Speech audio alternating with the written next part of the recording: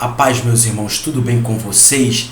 Eu sou Alexander Silva e este é o seu canal Observando e Aplicando o Está Escrito. Coronavírus, é sobre este assunto mais uma vez, acho que o quarto vídeo a respeito do coronavírus, algumas informações, algumas pesquisas, alguns assuntos, algumas observações bíblicas a respeito do coronavírus, essa enfermidade esse vírus que está matando pelo mundo afora. E afinal de contas, como você está aí? Tá tudo bem? Chegou na sua casa? Se chegou, não se desespera, tenha paciência, tenha tranquilidade, faça o que tem que fazer, tome as prevenções necessárias, faça o que o governo está fazendo, porque isso não é brincadeira. Então assista esse vídeo até o final, fica comigo e interaja comigo a respeito deste assunto tão sério, tão relevante, tão importante. Coronavírus. Parados e freados e intimados pelo coronavírus. Toda a população mundial, todo o planeta Terra foi parado, foi freado, foi intimado por esse vírus que surgiu na China, sabe lá como, da onde exatamente e tudo mais. Não temos informações detalhadas, mas o que aconteceu foi que ele parou o mundo inteiro, para cada um, para a política, para os políticos, para a família, para todos fazerem uma reflexão da sua vida e colocou todos dentro de casa. Eu, por exemplo, nunca vi e nunca ouvi falar de algo assim, exceto as guerras mundial, exceto as guerras. Mas fora isso, eu nunca tinha ouvido falar a respeito de uma coisa, botou todo mundo dentro de casa para poder refletir no assunto. Deus sempre, lembre-se disso, Deus sempre prepara uma porta de saída, um lugar de escape, uma saída, um espaço, uma cidade.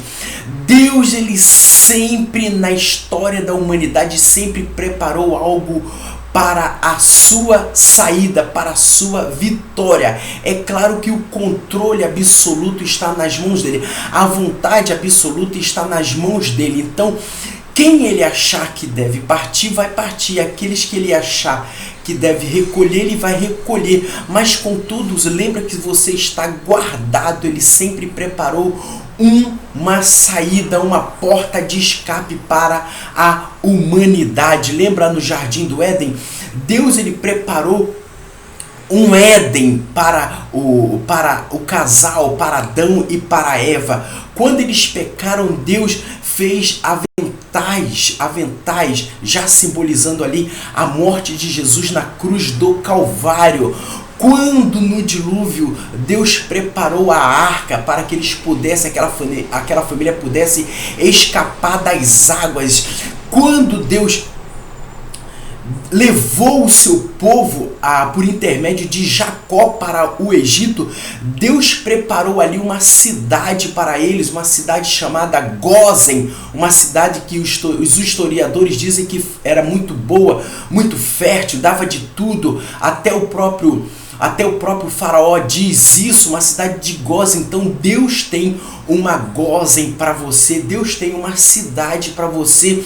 Em meio ao mundanismo, em meio aos egípcios, em meio aos ímpios, em meio à Babilônia, Deus sempre tem uma porta de saída, Deus tem sempre uma cidade de refúgio. Deus tem uma cidade de refúgio, Deus tem uma porta, uma saída para você. Gênesis 45, 10 e 47, 27 vai falar a respeito da cidade de Gósen. Quando não, Deus preparou uma Canaã. Quando o povo saiu do Egito, estava sem cidade, estava sem lugar para ficar. Deus já tinha preparado pelo intermédio, já tinha falado para Abraão, lá no capítulo 6 de Gênesis 6, se eu não me engano, versículo 12.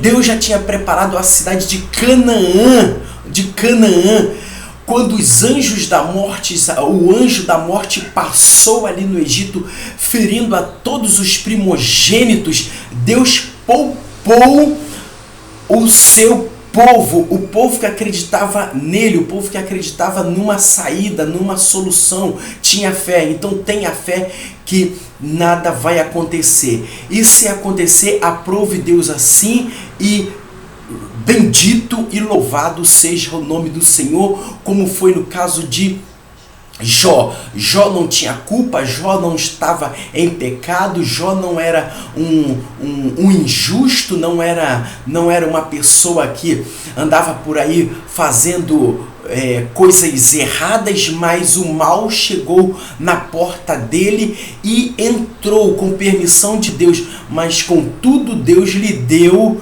escape, Deus lhe deu saída. É claro que alguns da sua família, como os seus filhos e os seus bens, tudo foram perdidos, mas Deus deu livramento a Jó. Então lembre-se disso, que a vontade absoluta, a vontade, o querer absoluto está, o controle absoluto está nas mãos de Deus, Jó, ele passou por aquilo tudo porque Deus, sim, permitiu Satanás tocar. Deus permitiu.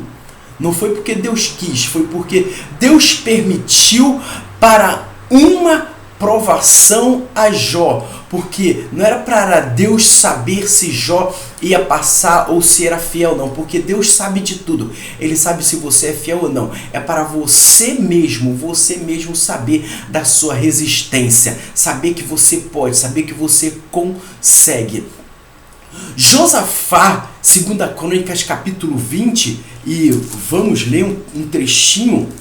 Josafá capítulo 20, Josafá em 2 Crônicas capítulo 20, versículo 3 diz assim: então Josafá temeu e pôs-se ao buscar ao Senhor, e apregoou um jejum em toda a cidade.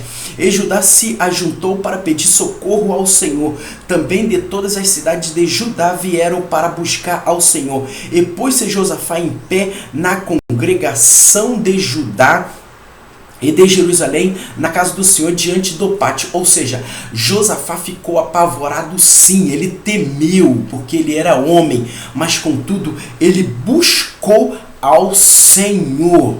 O pavor vem, o medo vem, mas você precisa se tranquilizar, você precisa ter calma nesta hora. Você não pode entrar em pânico. Busque ao Senhor e leia todo este capítulo de 2 Crônicas, versículo 21. E aconselhou-se com o povo e ordenou cantores para o Senhor que louvassem a majestade santa, saindo diante dos armados e dizendo: louvai ao Senhor, porque sua benignidade dura para sempre. Salmo 136.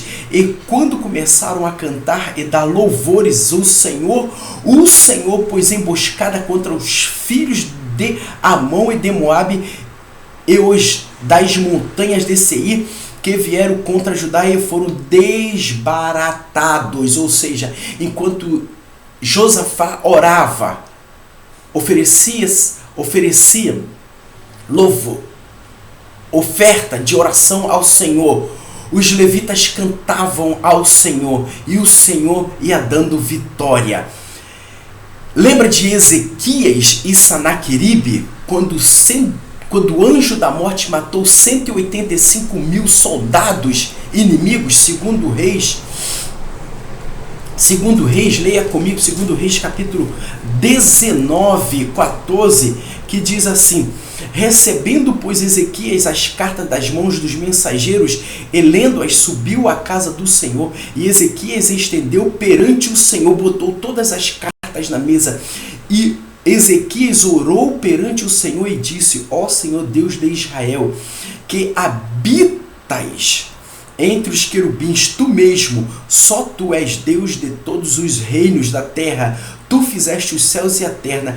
Agora o versículo 16, inclina, Senhor, o teu ouvido e ouve, abre, Senhor, os teus olhos e olha e vê as palavras, vê e ouve as palavras de Senaqueribe, que enviou a este para afrontar o Deus vivo. Lembre-se que Deus tem uma vitória para você, não importa o tamanho da nuvem, não importa a tempestade, não importa a morte, não importa a enfermidade, não importa o vírus, o tamanho ou quanto já matou, Deus tem uma gozem para você, Deus tem. Esta pode ser a prova que Deus tem mandado no mundo inteiro para solidificar sua fé, para aumentar a sua fé e também, quem sabe, para de fato pôr a prova do que serve e do que não serve a Deus. Sabemos que as igrejas no mundo inteiro estão abarrotadas de gente, mas, segundo o índice, as igrejas não têm compromisso com Deus. A igreja não. Um povo, algumas pessoas não têm compromisso com Deus, só têm compromisso com o dia do culto, da bênçãos materiais. Então, quem sabe Deus não está aí colocando a prova para ver quem serve, para você saber, para poder separar o joio do trigo. Então, Deus está fazendo mudanças espirituais e financeiras, emocionais e materiais. Sabemos que, como eu falei, as igrejas estão cheias, estão abarrotadas, mas você vê que há um afloramento, uma busca, uma ganância pelos milagres e pelas bênçãos materiais, e líderes visando muito o financeiro, falando só no financeiro. Quem sabe Deus não está agindo aí para fazer aí uma arrumação espiritual, sim, na vida da igreja, uma arrumação espiritual e principalmente uma arrumação, uma organização na vida financeira, no caixa da igreja, no financeiro da igreja, nos dízimos de oferta, nos dízimos e nas ofertas alçadas. Eu tenho ouvido algumas rádios que misericórdia, só se fala em valores, só se fala em dinheiro, misericórdia, só se fala em dinheiro para construir templo, para ostentar templo, para embelezar e luxuar templos, e quantos os missionários, as missões em países e até mesmo lugares dentro do Brasil que estão precisando de missões, não tem dinheiro, e as igrejas estão sempre mais ricas, pastores andando cada vez de carro mais caro, morando fora, gastando dinheiro com viagens para lá e para cá. Meu Deus, como se dinheiro da igreja fosse seu, como se os membros achassem dinheiro, como se dinheiro fosse nada. Vigie com isso em nome de Jesus. Quem sabe Deus não está mandando isso para fazermos uma organização no caixa da igreja, nas finanças da igreja. É tanta gente recebendo em certas igrejas para fazer nada, recebendo salários ostentadores para fazer nada. Não estou dizendo aqui que não deva receber, pastor não deve receber, não é nada disso. A igreja tem seu custo, tem seus funcionários, tem as suas pessoas que trabalham integralmente na igreja e precisam receber. Eu estou falando de pessoas que não precisam receber, estão recebendo salários absurdos. Então vigie com isso em nome de Jesus. Abre o olho concernente a esta situação. A outra coisa é líderes. O líder da equipe recebe, tem salário, o líder de não sei o que recebe. Ora, se for dar salário para todos que são líderes na escola, na igreja, vai ter que dar salário vai ter que assalariar o líder das crianças, o professor da escola dominical, o superintendente, ou a pessoa que trabalha na cantina, vai ter que assalariar todo mundo. Não é por aí. Vigie. Vigie para que dê tudo certo em nome de Jesus. Vigie. Que Deus te abençoe, que Deus nos abençoe e nos guarde. Até o próximo vídeo, compartilhe esse vídeo com alguém e vamos orar e pedir a Deus para que Deus venha nos abençoar e nos guardar.